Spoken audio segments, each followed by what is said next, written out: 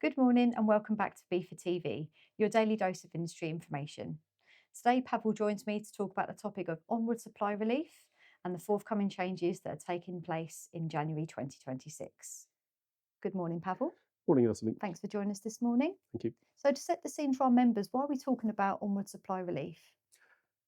We're talking about onward supply relief, or as some call it, Regime 42, because there are a number of changes, one specific change taking place in France from January 2026. And I think I should make it very clear. We're talking about Regime 42 in France. Um, and some of our members may be affected by that. It is a niche solution to move goods across the border, and those of our members who already use that, they will understand how it works. It allows you to import goods into the EU without paying import VAT in the country of direct importation. So you pay duty, but then the VAT is accounted for by the actual final receiver, more or less, I should probably add. And what is changing in France in January 2026 is the fact that non-established traders without VAT registration in France will not be able to use the VAT number of their fiscal representative or a customs agent, which can be done for the purposes of the regime today. Okay. So that potentially may create an issue for some of those. Like I'm saying, I'm talking about our members, because they would usually be involved in sort of arranging the process and making sure that this regime works for their customers mostly. Sure. Because at the end of the day, it's our members would follow what their customers have instructed them to do. But like I say, it is a solution that some of our members use. So it is an important change because if you are not a VAT registered business in France today, you may have to think about perhaps becoming a VAT registered business in France, or perhaps you may want to talk to your customers so that they again communicate with their buyer, because it's usually the way it works, supplier to the buyer, about changing the arrangement altogether. And that's why it is important, because it just requires the entire chain, the entire sort of flow of goods to perhaps be reset in a way.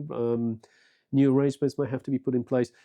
I hope that makes sense. It does, yeah. I was just going to ask you, is there a way around this change? One is obviously registering for VAT in France. Yeah. And obviously, you may want to sort of do it as soon as you possibly can. Yeah.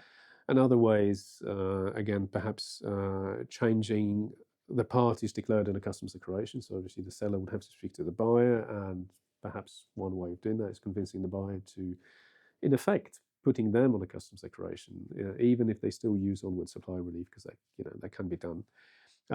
Or they may just have to look at other solutions and see what may work best for them. So, like I'm saying, there's a number of ways of I don't want to say circumvent this, because it's not so much about circumvention, but to address this change and address a potential sort of fallout that may come from that. Yeah.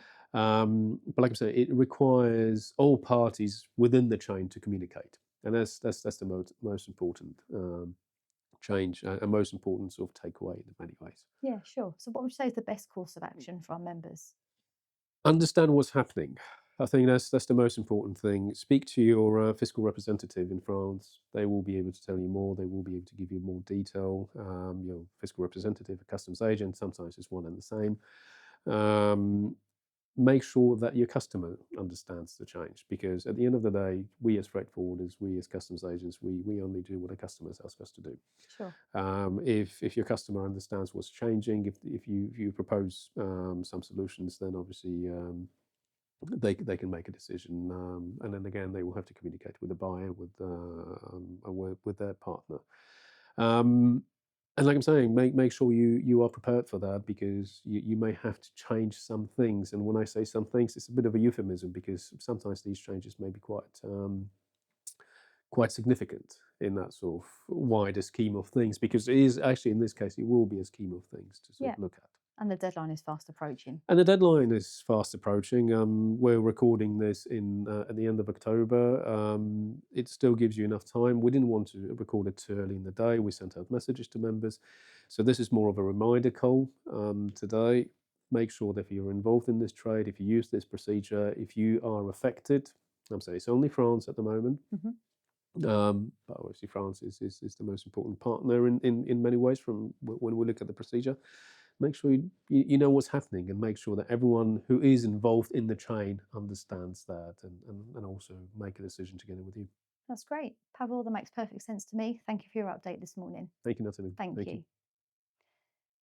As Pawel mentioned, further episodes or updates on this topic will be available in due course, so stay tuned for further updates from BIFA. That's all for today's episode of BIFA TV, your daily dose of industry information.